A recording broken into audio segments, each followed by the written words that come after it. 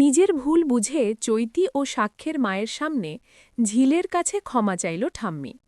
হ্যাঁ বন্ধুরা, ভোলে বাবা পার করেগা সিরিয়ালের আজকের পর্বে এমনটাই দেখতে চলেছি। গল্পের শুরুতেই দেখা যায় বাড়ির বৈঠকখানায় আজ অদ্ভুত এক নীরবতা।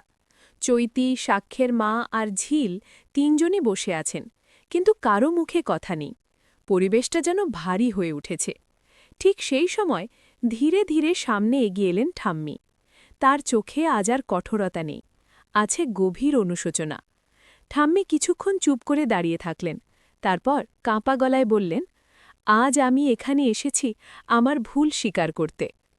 এই কথায় সবাই অবাক হয়ে তার দিকে তাকাল।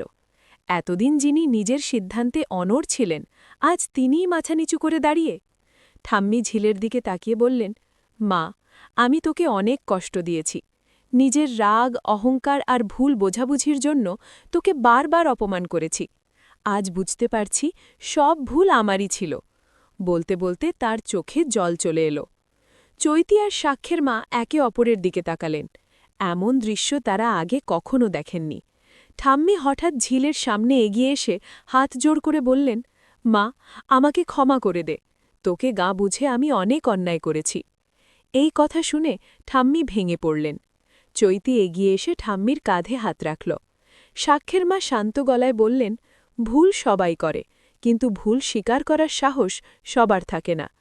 ঘরের পরিবেশটা ধীরে ধীরে বদলে গেল। নীরবতার জায়গায় ফিরে এলো শান্তি আর ভালোবাসা। ঝিল বুঝে গেল, আজ শুধু একটা ক্ষমা চাওয়া নয়, আজ নতুন করে এক পরিবারের শুরু। আবার দেখা হবে পরের ভিডিওতে।